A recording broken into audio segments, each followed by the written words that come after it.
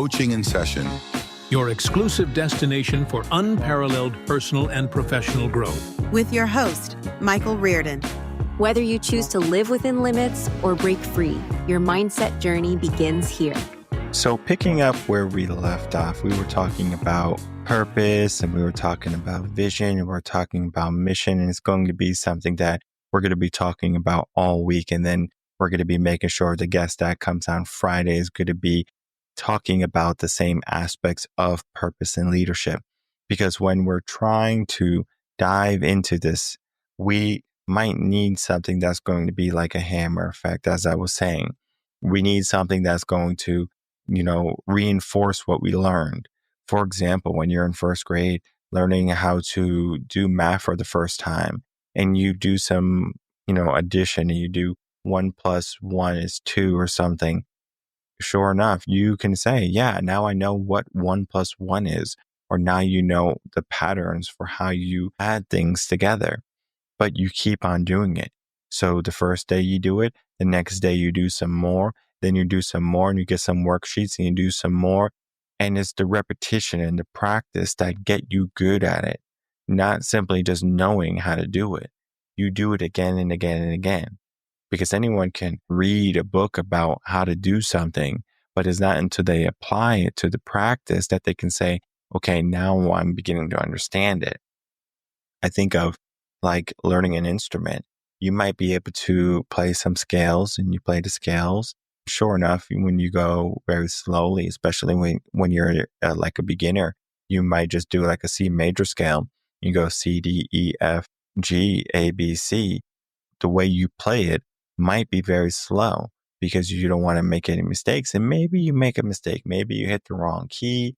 Maybe you are not going in the right order. And I understand it can be very easy to do a C major scale because one of the beginner scales is an easy scale, but maybe it's not on the piano. Maybe it's on the guitar, and you need to know how the guitar operates. It's like a puzzle in a sense, but it's literally, it's all uniform. So once you figure out how it operates, you can figure out where all the notes are on the guitar, but you're not going to know that quite yet.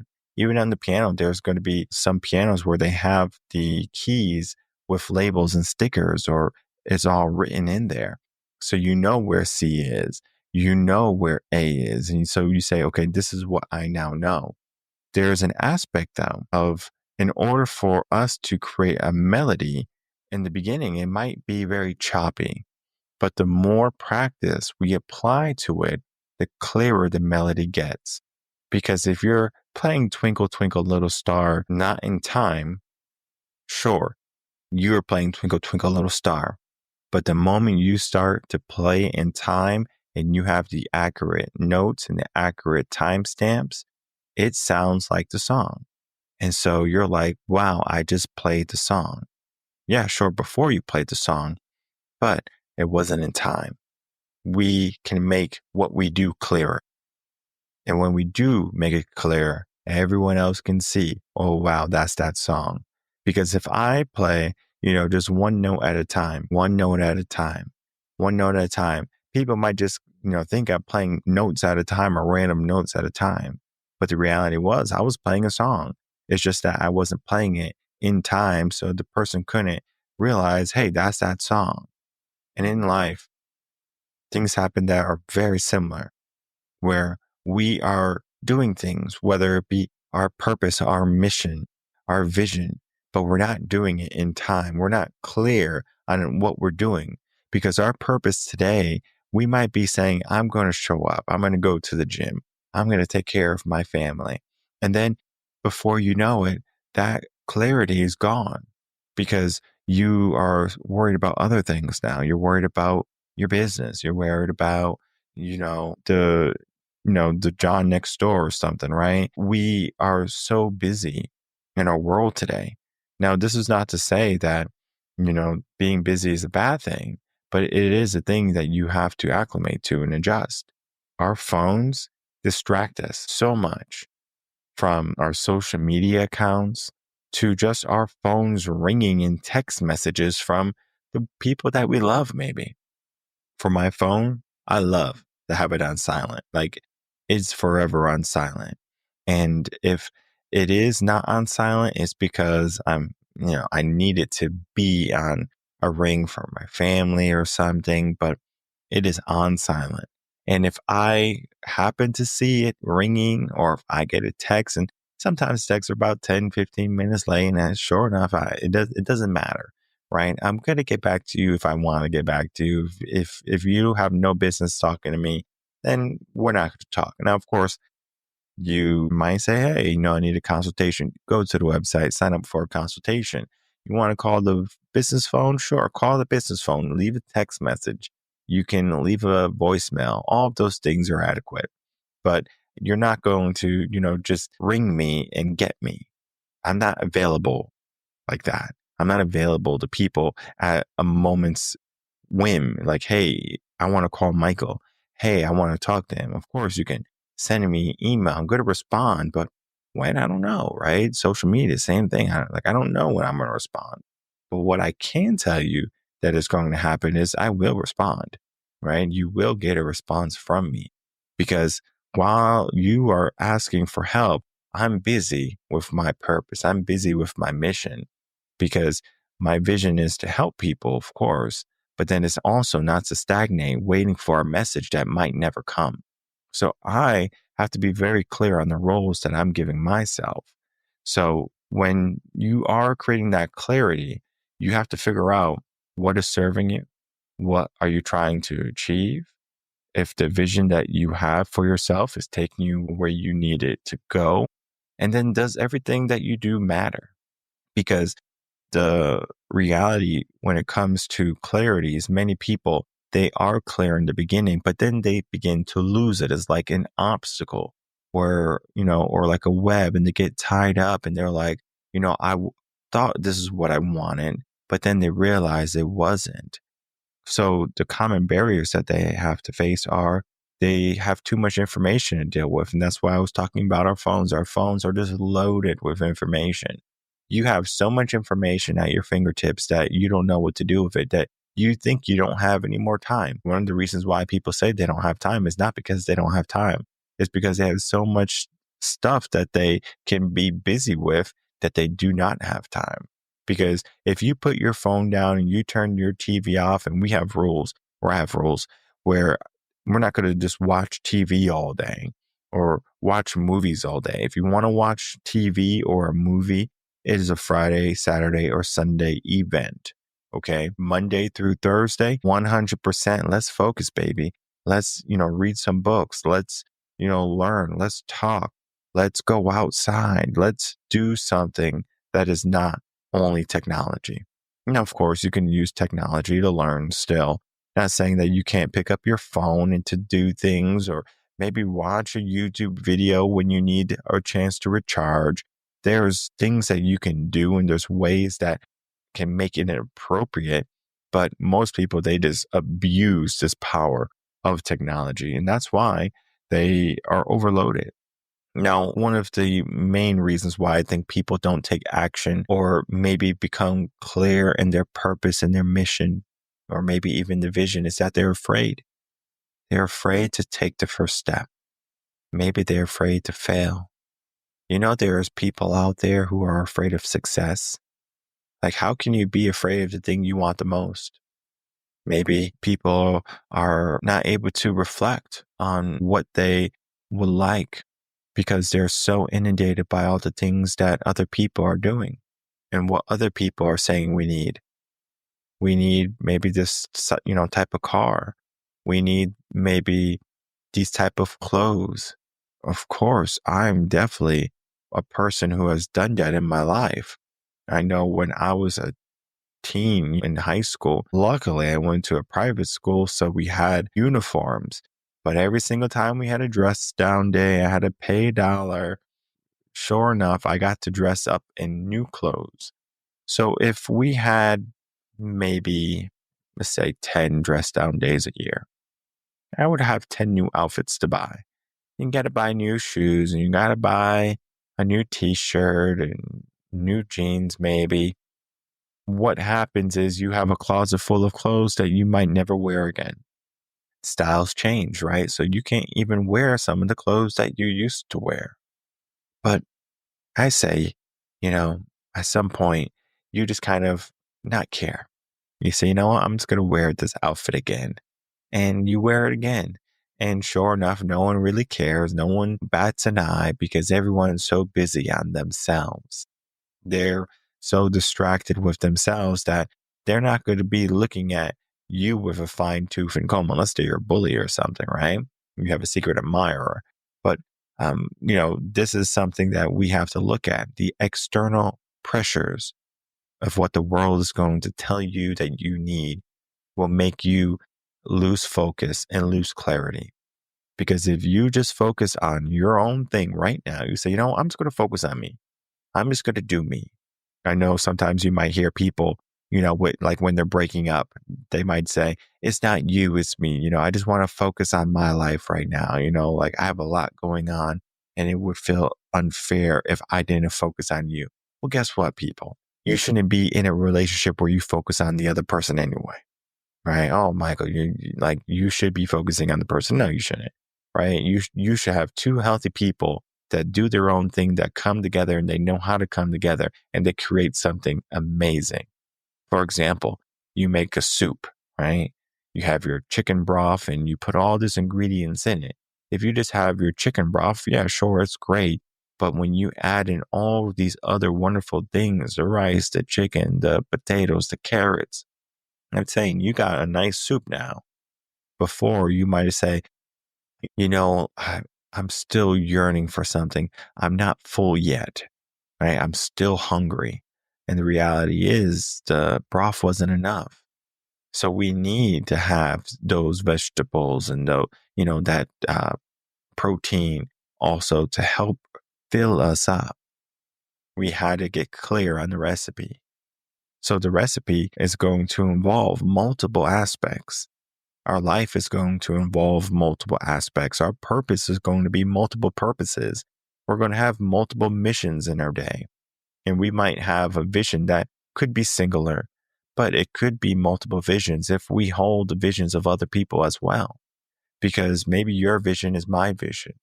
I know there's people who work for Fortune 500 companies who have no inclination to want to start a company. Now, this is not to say that this person's not ambitious, right? It's just that they have found a person that they would love to support their vision. Doesn't mean that that person doesn't have a vision. So they are working for a company in their vision. And you're going to find out that, many people who are working in these corporate jobs, they might not fully understand the purpose of the company or the mission of the company, or maybe the vision of the company. And this often creates discrepancies in the company where people don't show up or the company falters in some area. You need to get everyone on board. And that's the aspect of leadership. But we're going to be talking about that on the next episode, of course. So we need to give ourselves some strategies and some tools that we can utilize in order to become more clear, right? Because if we are just going to be, running around with our head cut off and we're not going to know what we truly want to do, and we're always going to be feeling stuck and we're always going to be feeling like there's something else out there, we need to get real clear on what we need to do very quickly. And one of the things you can do simply is just pause and reflect and saying, okay, let me take a step back. Let me just slow down. The world moves so fast, you don't need to move fast. You can just let everyone else run by you. Now, I'm not saying that if you're in a race, you should, just let people pass you for fun. But same aspect on the highway. Like if you are in the third lane and you're speeding, keep on speeding. All right. But at some point, when you are out of the car and maybe you're around your kids and your family, and maybe you are at the park or something, or you may be going grocery shopping and you have no time constraints, to slow down, to pay attention, to look around. There's always something going on. You can reflect on that. The aspect of simplifying your focus in your life, because I think sometimes people, they complicate things more than things need to be complicated. If you are struggling in your relationship, talk more with each other. That's it. You don't have to go out and cheat, and you don't have to go out and make the other person jealous. Or, like we can go down the list of what people do sometimes, like it makes no sense. But just have a communication, right? Just, say, hey, like I'm going to be very simple and I'm just going to talk to you, right? Sometimes, people try to do too much when too much is not even necessary. All right. Think of like a person who has to move like this, this gum that I'm holding right now. If I had to just move it over here to this other side, but guess what? Maybe I take this gum and I throw it in the air and I throw it behind my back. And sure enough, I still put it back to exactly where it was. Now, I'm not saying that I didn't have fun doing all of that, but at some point you have to say, can I simplify some things? That's just a silly example of, me moving some gum, but you can ask yourself, can you simplify certain things in your life? Because if you can simplify things, things get clearer. All right. Imagine if someone was trying to teach you math or calculus and they were talking about all this nonsense and numbers and history.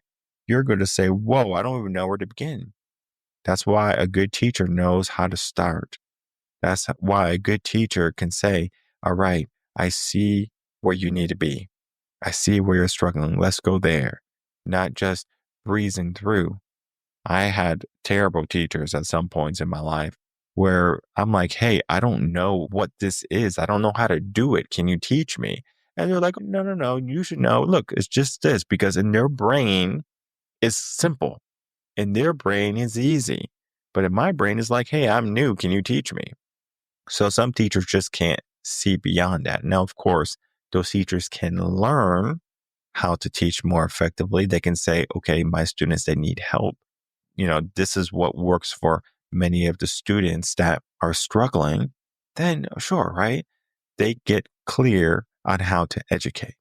Well, that's just one way. Then we can get into other things like seeking feedback, taking small steps and stuff like that. But all of that is, common sense in a sense for you to say, hey, I need to be very clear on what I'm doing. One of the things I love to do is I love to journal. I love to write. I love to, get things out of my mind and on a piece of paper. Now, I have rules when it comes to journaling. I don't like to read what I write. Now, if I'm writing a book, it's different, right? If I write a book, then I will read it. If I write a blog, I will read the blog. But I will not read something I use to journal. Because if I'm trying to get clear, typically how I do it is I give that paper everything I don't need. I say, I don't need this, I don't need that, and I get rid of everything that doesn't serve me. I only keep what works. And then I get clear after, all right, where do I need to go? What do I need to do? Do I need to change? Do I need some help? Do I have to make some adjustments? Or do I keep on this path because I'm doing the right thing? Wherever I am, I figure it out. One of the things you have to do is you have to figure it out. You have to figure out, are you clear? Are you on track? Are you, doing what is necessary in your days? Or maybe you're wasting so much time. Now, this is for, not for me to determine. This is for you to determine. It is easy for you to, get clear on what you want. I know there was the movie, The Notebook, and there was a scene of, the guy and the girl, and they're like arguing. I think what they were like saying, or, like his old movie, and I didn't really watch it. He was like, what do you want? What do you want? And she's like, I don't know. I don't know what I want. Right? That's love. But many people in life is the same aspect, right? Life is saying, what do you want? And you're like, I don't know. A coach might say, what do you want? And you say, I don't know. Your boss might say, what do you want? And you might say, I don't know. Right? You might say, I want a raise to your boss because, that person will give you a raise. Even if you got the raise, doesn't make your life any clearer. Right? What are you going to do with the extra money? Do you know? Most people, they get some extra money and they just blow it, on a big screen TV. Look at what happens during tax season. So when people, they do their taxes and yeah, sure, you did your taxes and now You have this extra money that you overpaid the government. So it's really your money interest free to the government. And guess what? You're like, I'm going to go buy a big screen TV because I need it, right? You should put that money in in some type of CD or mutual fund or, high yield savings account. You don't need that money, right? That money is just extra money, right? Because it's money that you could have invested and made compound interest, but you gave it to Uncle Sam instead. Well, neither here nor there. All right. People just can't take a large sum of money and do good with it. So it's, common sense to say that people can't get clear on their life because they have too much going on. And if they can say, you know what, I don't want all of this going on anymore, then you can start to focus. Think of like a minimalist. They know exactly where everything is. Hopefully, they can move through their home very easily. They know what they want. They know what they need. There's not a bunch of fluff in their life. Now, of course, you can acclimate to the fluff. We have a lot of fluff in this house. And it's so funny because even like if we move, I know most of these things that I have in my house, I'm going to get rid of. I'm just going to get rid of everything and I'm going to start fresh. And it's so nice to be able to start fresh. And, like, I know it's more challenging when you like live in a home and you have kids and everything. And, you're going to accumulate so many things. It's like, should you throw away the first drawing your kid gave you? Yes or no? All right. For me, as much as I will love to keep the drawings for all their life, I know at some point it's going to be meaningless to them, right? To me, it might mean something. I might say this is their first drawing. Maybe I put it in a scrapbook, but I have so many photos and thank goodness everything's digital because my mom was sending me pictures of, her growing up and family and us, just recently. And she has albums, hundreds, if not thousands of pictures. And I'm just in my head like, whoa, that's a lot of photos. My wife, she uses 60% of her 512 megabyte phone on pictures. So a lot of pictures, taking pictures of the kids or whatever. I use 40%. So I do a little bit less. Now, if I had that just clutter, all those pictures everywhere on the walls and on the floor, yes, I can look at them and I might smile, but it's also going to distract me. It's going to keep me away from what I need to be doing. So sometimes when you're trying to create clarity in your life, you have to declutter. You have to say, okay, this is what I need to focus on. You become so laser pinpointed that you're not only thinking about everything, you're thinking about the one thing. What is that one thing you must do right now? That one thing you must do today? The thing that is going to bring about the most meaning and have the most impact in your life. If you can figure that out, get clear on what you need to do, not just at that one point, but after that as well, right? We plan and we continue planning every step of the way. It doesn't stop just because we got clear for our Monday. We need to get clear for the whole week and the whole month and the whole year. And then we can get clear for what our life is truly meant to be. If you need help with that clarity, of course, reach out to us, revenconcepts.com. You can sign up for a consultation, begin the process to find what you're truly vying for in life. Sometimes creating clarity by yourself can be a challenge. It can be tedious. But when you have someone looking at all of your blind spots, the process becomes so much more manageable.